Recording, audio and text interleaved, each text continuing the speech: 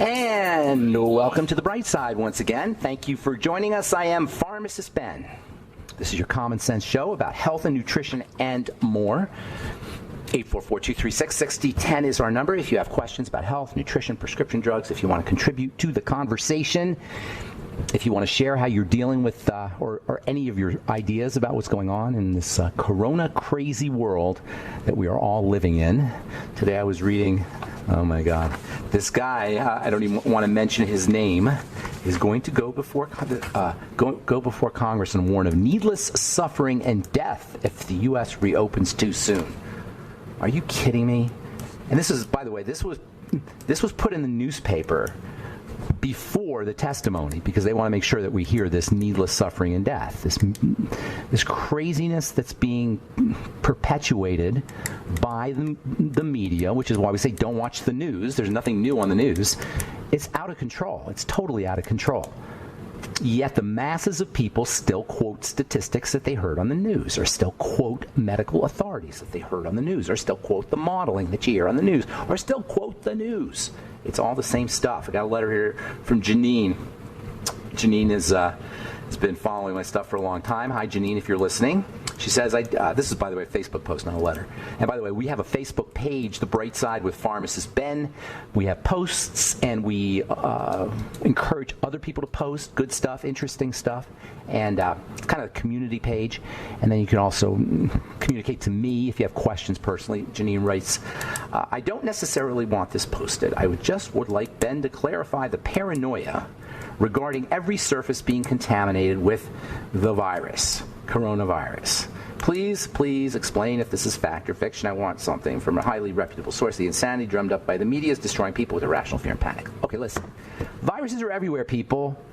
That's not the problem. People get the virus all the time. People get viruses all the time. I don't even want to call it the virus, which has never been seen, by the way. The virus, like any virus, is everywhere. We're surrounded with microbes. This is the world we live in. The question is, what are you going to do? What are you going to do to make yourself not a vector? What are you going to do to protect yourself? And I don't want to say protect, but to not be a carrier, not be a route of administration. Viruses, microbes, they're out there. Yes, it's going to be on surface areas. They're not going to stay on surfaces that long.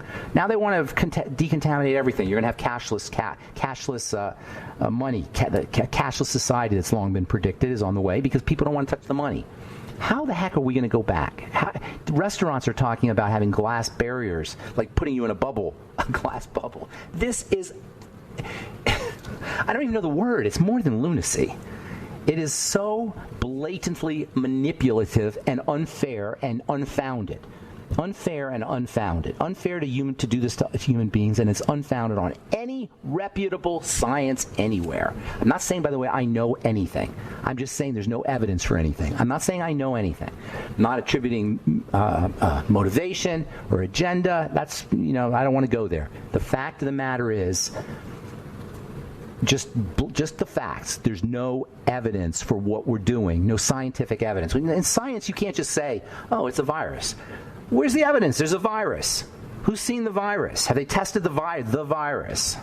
You can't just make assertions and then have an entire world, the public policy of the entire planet, just turn on a dime, just come to a screeching halt.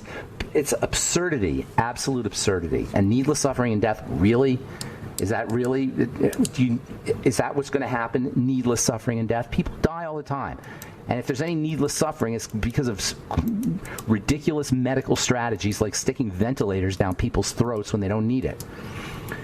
All right. 844-236-6010 is our number. I am so excited about our guest at the bottom of the hour. Peter Sage is truly a sage. He is beyond brilliant.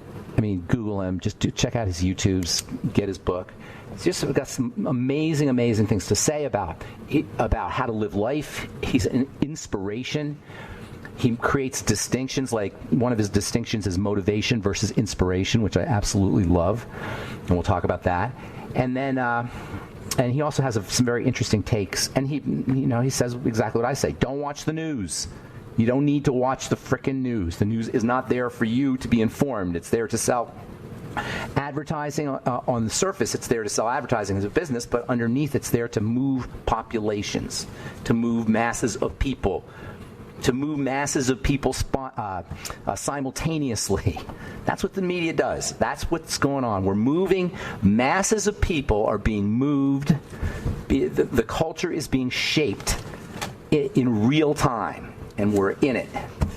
The culture is being recrafted in real time. That is what's going on with our own. We're all complicit, by the way. I'm not blaming anybody. I'm saying we are allowing it to happen. So, anyway, Peter Sage will be on the bottom of the hour. 844-236-6010 is our number. Love to hear from you. And if you want to purchase longevity products, I should tell you, go to brightsideben.com, pharmacistben.com, or criticalhealthnews.com, or even better, if you want to sign up to join the Brightside Ben team, call 866-735-2470 or go to brightsideben.com, pharmacistben.com, or criticalhealthnews.com. So yesterday I was talking about how I was going to go over my top 10 in no particular order except for number one. That is definitely number one. Longevity products, the Ultimate Niacin. The Ultimate Niacin is a way to give yourself a high dose of a B vitamin. Whenever you're taking one B vitamin, you always want to make sure you're taking all of them. But when you want one B vitamin, the most medicinal B vitamin, niacin is the most medicinal of the B vitamins. Vitamin B3 is the most therapeutically valuable. In fact, it's so valuable that the body will make it. It's the only vitamin that the body will make under deficiency states. It won't make enough of it, but it'll make some of it. That's how important niacin is, vitamin B3. The Ultimate Niacin is one of my top 10 favorite longevity products because it exhibits my favorite feature in a nutritional supplement, which is multifunctionality. Actually, multifunctionality with non-toxicity. Some particularly minerals, you don't want to take too much of. No, it's not going to kill you or anything, but minerals are very, very active in very small amounts, especially trace minerals like selenium is the one that comes to mind, zinc also. These trace minerals are active in very tiny amounts, and you can't overdo it. So anyway, Ultimate Niacin, Ultimate Niacin is super, super, super therapeutic for the blood sugar system, lowers blood fats, for people who have acne, hyperpigmentation. It's a stress management. It's a stress management nutrient. Some of you may have heard of NAD and NAD+. There's a multi-level network marketing company. There's a network marketing company that is pushing something called NAD and NAD+. And these are really very important molecules in cells. They help cells make energy. It's really interesting how it happens, but I'm not going to go there. They're basically souped-up versions of niacin. So niacin is the way you build up your own NAD and NAD+, and that's the best way to drive cell energy. All right, I'm Pharmacist Ben. We'll take a commercial break. You're listening to The Bright Side. 844-236-6010 is our number.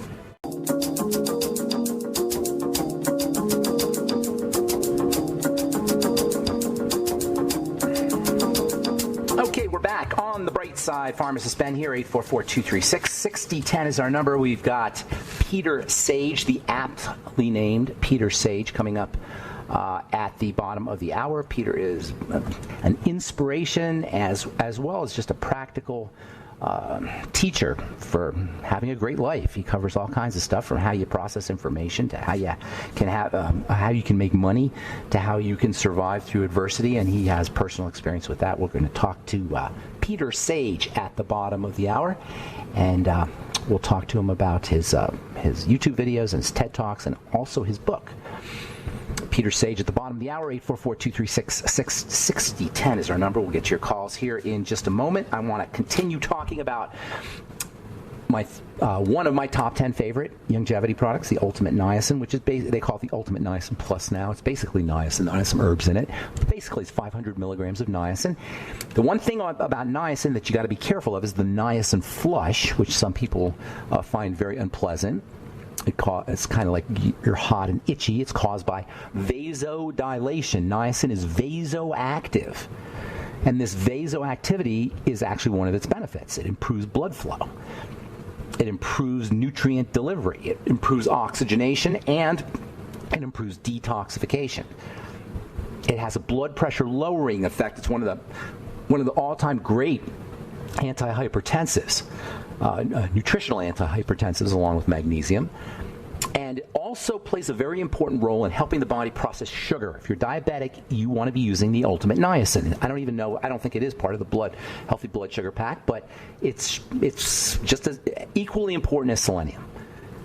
Niacin is for blood and for blood fats. And by the way, niacin has been shown to lower cholesterol levels like a statin drug does. It's like a natural statin drug, a natural non-toxic statin drug. Anyone who is considering being on a statin drug, or if your doctor said, oh, you may need a statin drug here, it looks like your cholesterol is a little high, use niacin.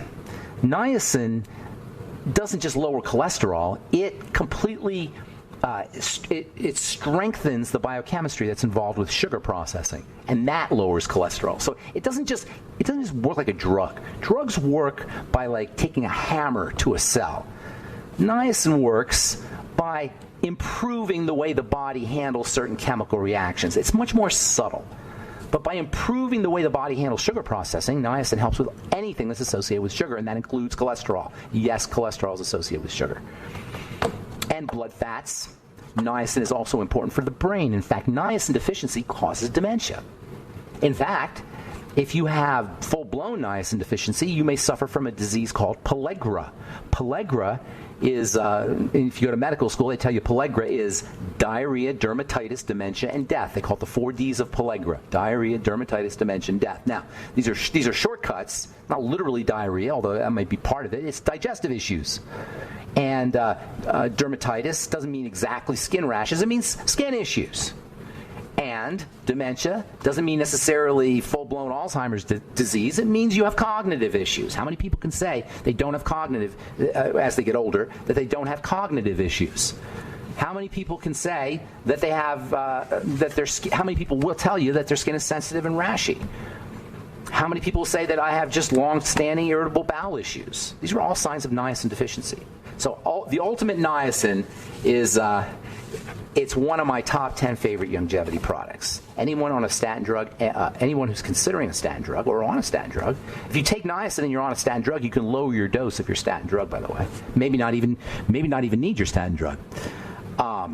Anyone dealing with cholesterol issues medically, consider using niacin. Diabetics should all consider using niacin, and anyone who's having cognitive issues should consider, especially dementia type issues, should consider getting on the ultimate niacin.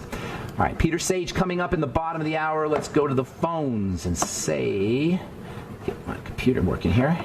So good morning to our friend Mary. What's up, Mary? Long time no talk to. That's what I called, Ben. You tell us, you missed me? You tell us to you tell us to call and just say hi. So here I am calling. I like that, Mary, because I feel like I'm. You know how it's kind of weird. You're just talking to a microphone and assume people are out there. I need to know people that I want to have a dialogue. I want this to be a conversation. So what's going on, Mary? How are you dealing with all this stuff? Well, I have a field of blackberries that needs to be cleared, and I'm clearing it, so I'm having a great time. Okay. Are you out in the country? Because, yeah. You live out in the country. Okay, cool. So, have you noticed anything with longevity with your business? No, I haven't. Nothing? No. People aren't listening. No, they're just doing exactly every word you said at the beginning of this show was true. That's exactly what people are doing. There's no one in my life that I can even talk to. That they're all watching the news. The way I see it. They're all watching the news. They're all getting their information from the news, and they're quoting statistics. What they heard on the news. They're quoting it. Yeah. Yeah. Isn't that great? And you're the crazy one, by the way, Mary. You're the crazy one. That's the way. That's really the world. Comforting. Yeah, we have to stick together. To hear what you had to say. Yeah, we have to stick together. Because this is the way I look at it. Okay, it's like a chocolate chip cookie, right? People who are starting to smell rat, who at least are critically thinking and asking questions, they're like the cookie, or they're like the chocolate chip. Everybody else is like the cookie. You know what I'm saying? You've got people who are critically thinking, who are examining the evidence, looking for evidence, who are really kind of wading through the muck, the information muck that's out there, trying to find nuggets of truth. And then there's everybody else. So the problem is there's a lot of cookie out there. And if you're a chocolate chip, that's just what you got to deal with. It's mostly cookie. And that's just how you have to live your life, you know, and be kind and loving always, and always compassionate, you know, because ultimately many of these people are scared. My mother's scared. My mother won't go out of the house because she's scared. She hasn't gotten, well, she just now started to get out of the house, but for months, and she's in her 80s because she's scared. And that's what gets me is the fear that's being promoted is really just the fear alone is having a negative effect. Forget virus, just the fear alone, the psychological impact. Somebody should be. I heard somebody quoting a statistic that suicides were up, but I want to know. Somebody should do some research on what are the psychological impacts of all of this promoting of fear. This promoting of this antiviral craziness that's not scientific, that doesn't make sense from a scientific perspective. Nothing about this is scientific. People, that's the key right there. Nothing about this is scientific. This is a non-scientific event. And if you say a doctor, doctors are not scientists necessarily. Some are. But the ones you hear on TV are not necessarily scientists. If you're a scientist, you know this is a non-scientific crisis. This is a created crisis in that sense. Now, whether it's planned or not, I don't know. I can't answer that question. I don't know. But I can tell you it's non-scientific. And that means it's been concocted. It does not stand up to scientific scrutiny, validation. That's how you do science, is you validate, you make a hypothesis and you validate it. It doesn't have that. All right, I'm Pharmacist Ben, 844-236-6010. Oh, is our number. Actually, forget that. We got Peter Sage coming up bottom.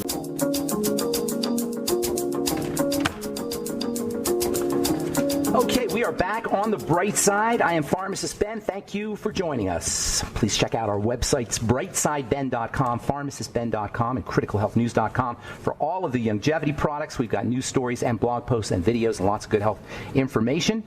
And then also our Truth Skin Health products at truthtreatments.com. Never any preservatives, fragrances, fillers, waxes, emulsifiers, all created in my compounding pharmacy for wounds, because healing wounds is the same as beauty. Healing wounds is the same mechanism as beauty, and that's what Truth Skin Health products are all about. Health is beauty, as I like to say. All right. I am super, super excited to have our next guest on. Peter Sage is I don't even know what to call him, but he's an amazing teacher and a master explainer of and motivator and inspirer.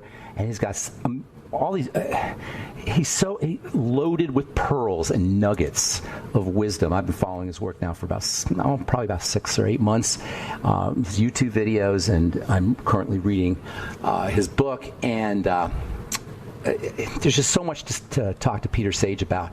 He's inspirational. He's motivational. Please welcome to the bright side, Peter Sage. Hey, Peter, such an honor to talk to you. Ben, it's an absolute pleasure to be here, and hope to see if we can add some value to your audience. You know what? You hit the nail on the head. I was going to talk to you. That's the first thing I was going to ask you about. You have a story in your book. You talk about entering into prison, a really nasty prison, as it turns out, for a civil violation kind of thing that you did, which I'd love to talk to you more about. But the first thing you did when you went to prison was you said in this book, you talk about this. How can I add value? What can I do to make this? That is the coolest thing that you did that when you first entered into prison. Because if you can do that when you enter into prison, imagine we should be able to do that in our life. Everywhere we go, we should be able to say, how can I add value? How would that change our world? How would that change our perspectives? How would that change the way we live our lives if the first thing we thought of when we entered into a situation was, how can I add value? Well, I think there's two angles to this. One is the general context of understanding challenges, and the other is more the financial concepts of understanding what money is. So let me address the first one for a second. See, I think one of the greatest days in a human being's life on their journey of emotional maturity is the day that they finally realize that life is not a comfort-centric experience, but it's a growth-centric experience. Wow. And if we look at nature, everything in nature grows and contributes, or it's taken out of the food chain. That's the two laws of nature. That's not me saying that. That's look out of your window. And so if we want to be in line with what the spirit, the harmony of why we're here is, in which case things tend to line up a little better in our favor, then wouldn't it make sense to go to nature to look for the answers? And so growth comes through challenge. We know that. Go to the gym, and we understand that there is a rule set that means if you push the body past its pre-programmed limits, or the limits that it can take, then it is designed to return with a better version of itself. And we're all familiar with that. So when it comes to our own journey, if we understand that moment by moment, if I know that I'm in the gym and I'm an athlete, I have a very different attitude towards my workouts than if I didn't know I was in the gym and wondered why this personal trainer is trying to make me throw up on a treadmill.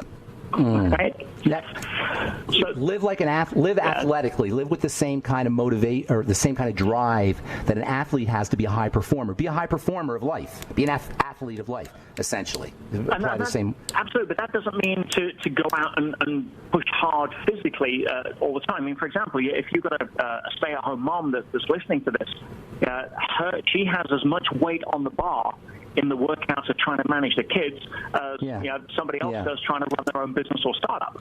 Is it more about I'm sorry. Is it more about comfort zone? You have this. You just said something so amazing to me. You said comfort centric versus growth centric. So then I'm thinking, are those opposites? Those could very well be opposites. Like what encourages comfort discourages growth. Correct. And here's the challenge. See, we have a physiology, a nervous system that is wired for comfort.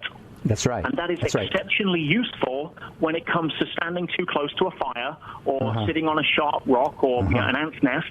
Then, that's great feedback. But our soul is wired for growth. And it's managing the dance between those two, which is really the key to living a fulfilling life. Is that a primal distinction like soul versus flesh, or the spirit versus the flesh? Because you said something, I mean, I don't mean to, right? So you said something very interesting to me on one of your YouTubes, and your YouTubes are so fantastic. I encourage everybody to listen. They're just a wealth of information. But you made a very interesting distinction, I thought, and it was inspiration versus motivation. Like motivation's short term. But inspiration is when you live for something bigger, and what that gets, like a lot of what you're talking about is very spiritual. It's very. I mean, I don't want to label it as Christian, but it seems it's in line with a lot of Christian theology. Even though you don't go anywhere near that stuff, but it's kind of the same idea, isn't it? Living your life for something bigger, being inspired. 100%. Yeah, and people need to understand, and as we all do, there's an inner world and there's an outer world. Yeah, the outer world is the three-dimensional reality, the physical reality that we perceive that we live in, made up of matter. And then there is the inner world. And this is where people get confused, because if you're a materialist where you're just basically thinking that Newton's laws are all there is, you immediately discount the real richness of life. There's no formula or equation on a spreadsheet for love or unconditional love. Now, what makes life rich is the experience, because guess what? The only thing we can actually do in life, Ben, is experience. Yeah, that's right. Yeah, there's nothing else. There's nothing else but experience. Everything else is noise and commentary. Yeah, that's right. Shouldn't we be deconstructing so we can start to work with that? Because that's where you get the most leverage, at the level of experience. Everything else is just kind of superficial on top of that. And there's our experience, and there's learning from the experience of others. But generally speaking, we're here and we have free will to make choices. And just like being in school, the purpose of school is not to be happy. We know that. Right? It doesn't mean to say you can't be happy in school, but it's not That's not the purpose. Yeah. And you get to make choices in school. You can choose to show up, study, apply yourself, and that'll give you a different outcome than if you choose to skip school, play truant or hooky, get drunk, and not show up for exams. Right? They're two different paths. The environment is the environment. The school is the school, irrespective of your choice on how you interact with it. Now take that as a concept and now apply it to life. You see, if we're here in Earth School, our job essentially is to grow up. Yeah, when I mean grow up, I don't mean physically. We don't get spiritually mature. Spiritually mature. Yeah, emotionally, spiritually mature, and that's a choice. And as you know, and I'm sure many people listening know, that there's a lot of emotional teenagers running around in very adult bodies right now. Yeah, but you also say something very interesting in your book. You say theory does not cover the price of admission to the higher levels of growth or conscious awareness, right? So it's more than just theory. It's more than just school in terms of theory. You actually have to participate. You can't just read about it. You actually have to get fired, or you have to go through death. Look, we're all in. What's that? It's a practical exam that Practical exam. All right, hang on, Peter. We got to take a commercial break. We're talking to Peter Sage, author and motivational speaker and brilliant man. His book is The Inside Track, an inspirational guide to conquering adversity. We'll continue our discussion with Peter Sage on The Bright Side right after this.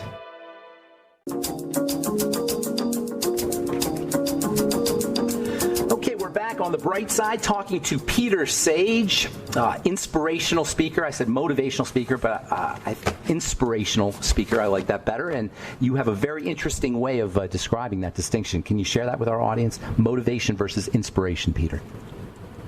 Yes, no, thank you. We all have the ability to use willpower, and willpower is very useful. It's like a sport button in a car. You know, when you need to overtake something, then you press the button and you go. You know, if you need to get up early one day to go meet somebody or catch a flight or whatever, and you're not feeling that, then willpower is good. But it is a very poor long-term strategy because it's never on demand. It always runs out before your long-term behaviors will run out. So motivation is great. I can have all the motivation to hold on to a branch over a cliff, but if you come back in 3 days, I'm not there. Right? So inspiration is different. Inspiration is what I call the nuclear fission of the human soul. Inspiration is where you're powered from within. You're not needing to talk yourself into getting something done and trying to create either a big carrot or a big stick in order to motivate yourself to do it internally. No, inspiration is where work becomes effortless. It's where you're, what would normally make you think, oh, I can't do it, you don't have that conversation. And it almost always has its genesis in doing something bigger than you, doing something that adds value to more people, doing something that expresses a passion that helps others or puts a smile on somebody else's face or leaves a message that transcends who you are. And that's the difference that I find between motivating yourself to have to go to work versus bouncing out of bed in the morning because you're so excited to be able to get done what it is you want to get done for a different reason. Do you think that nature encourages that because that's how you get the best work done, that your most work done? So it makes it pleasurable almost to, when you contribute, it makes it pleasurable to work. It's like it's in nature's interest to have the individuals do that, correct? It's like an evolutionary thing. Yes, and if we go to evolution, we see the answer. We look at 400 million years of fossil records. They tell a story.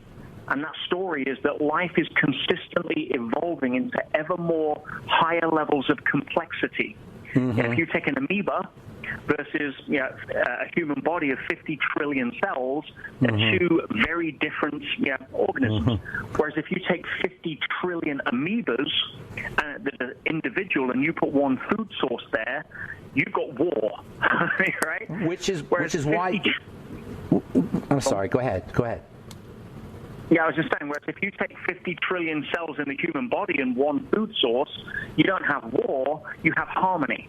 You don't see the liver and the spleen ganging up against the kidneys and the lungs to try to get more hemoglobin up, right? So what we learn through looking at evolution through that lens is that the key to evolving life on this planet is one word: cooperation. Yeah. Now, if we take that at a bigger scale of society, what are we being rewarded by? We're rewarded for becoming more cooperative and less competitive.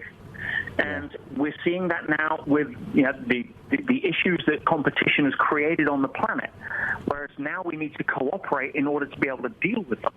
And so it's just part of the growth. It's part of the journey. But if you want to be inspired, it's usually because you're looking for something that cooperates with other people rather than coming from a place of what can I get, which will always it can be motivating short term, but we've all known the people that this is the classic case then. They work most of their life saying, right, I'm going to sacrifice my health, sacrifice my relationship, sacrifice my career so that hopefully I can relationship with my kids, so hopefully I can one day earn enough money to pay for my divorce, to hire a decent personal trainer to get my health back, and buy my kids loads of stuff so they love me again. Right? So that's the game most people are playing. And that's when they realize there is a massive difference between a life chasing success and a life chasing fulfillment. It's like that old story about the guy who goes, he does all this stuff just to be happy, and he talks to a guy who's just fishing, and he says, "What are you doing all this stuff for?" He says, "To be happy." He says, "Why don't you just be happy?" At the end, you do all these things. We do all these things to get happy when we can just be happy, which leads me to my next question. Is you have another very, very cool distinction about events versus is. Like the connection between events and is very important to examine if you want to have an effective life. Can you talk about that a little bit? Correct, yeah. And one has to understand that, remember what I said earlier, life is a subjective experience. The only thing you can do in life is experience. We take in data from two streams, the physical sense data and then the mental chatter data. And that combines into giving us meaning to experience through consciousness. Now, when it comes to understanding that in the outer world, an event is just an event. And only when we label it do we give it meaning. Hence, two men sat behind prison bars, one saw mud, the other saw stars. And to use a controversial situation, even in the US, if you have something like 9/11, what happened? Well, what actually happened was planes flew into a building. That's it. That's the event. Now, depending on what side of the fence you're on, you would label that either an act of terrorism or an act of heroism. But everybody brings their own agenda to the table at that point. Now, if you see a lion on the savannah and it eats a baby zebra, guess what? What happened? Well, a lion ate a zebra. Now, that, depending if you're the mother of the baby zebra, that's a bad day. If you're the lioness whose cubs are going to starve that night if you don't make a kill, it's a good day. So learning how to understand that an event is just an event, and then we choose the meaning based upon our own model of the world, allows us not to get sucked into the drama a lot of the time that usually is an automated narrative. Okay, so you said something so powerful just now. You said our model of the world. So what we want to do is we want to consciously craft a model that serves us rather than accept a model that's been given to us. Is that accurate? Einstein said that the most powerful question a person can answer in their lifetime is whether they live in a friendly or a hostile universe. Right. And the genius in that is simple, because if you think that you're a Darwinian survival of the fittest, out there is separate from me, and therefore everything in the universe with teeth is trying to eat me, you're going to look at life through a fear-based lens. You're going to be very self-protective, very egocentric, and that's one way of living. Or you can say, like me, I believe I'm involved in I'm an inverse paranoid. I believe I'm involved in or the universe is involved in a giant hidden conspiracy to make me happy and successful. Pronoia. Now, it's for called me, they call it pronoia. If you've heard that term, pronoia. Pronoia. There you go. Yeah. I like that term. But from that perspective, I look at life. I live in a friendly universe. Therefore, everything's for my benefit. Yeah. Again, go back to the gym. If you don't know that the personal trainer's there to help you get the gold medal, you're going to be hiding behind the weight stack trying to avoid him. That is powerful. Whereas if you know you're there to get the Olympic gold, and if you're not throwing up in 20 minutes, you want your money back. Yeah. In other words, frame it. Excuse me. Frame it the way you need, the way that serves you the best. It's a framing issue. You're going to have a model of the world. Everybody has a model of the world, right? Why not choose one that empowers you rather than disempowers you? Because that's awesome. Is the choice. That is awesome. That's awesome. And people can say, well, I'm just on autopilot. But let me explain a couple of things in terms of why things are different. See, we all have 5 senses that process incoming information into the body. Right? We all have the same 5 senses: taste, touch, sight, sound, smell. Right? Right. Now, but how many of us all like the same food? Yeah. How many of us all like the same favorite color or the same sense of smell, which is like so many different perfumes and aftershaves? How we use those senses. How many people like the same music? Yeah. So we have variables, Yeah. and that doesn't even take into account cultural upbringing, significant emotional events, family and parental influences, environmental conditions. So my point being here, then, is that two people can stand side by side, experience the same event in the outer world, breathing the same air in the same moment of time, use the same equipment to process that event, and come up with an entirely different conclusion to what it means. Entirely different universe. They live in a completely different reality, a totally different planet. Correct. And the trick is to somehow communicate in a language, separate languages, somehow communicate who you are. Peter, that was awesome. That was totally awesome. Thank you so much for everything you're doing. The book is The Inside Track, an inspirational guide to conquering adversity. Just Google Peter Sage. He's absolutely awesome. Thanks, Peter. Appreciate it. Have a great day, man. My pleasure, my friend. Thank you so much. Be good. All right, so that was, now you know why I'm blown away by that guy. Get his book, The Inside Track. Check out his YouTube videos. Peter Sage, S-A-G-E. Thanks for listening to The Bright Side. I'm Pharmacist Ben. Have a wonderful, beautiful, awesome, spectacular day. We'll talk to y'all later. Bye for now.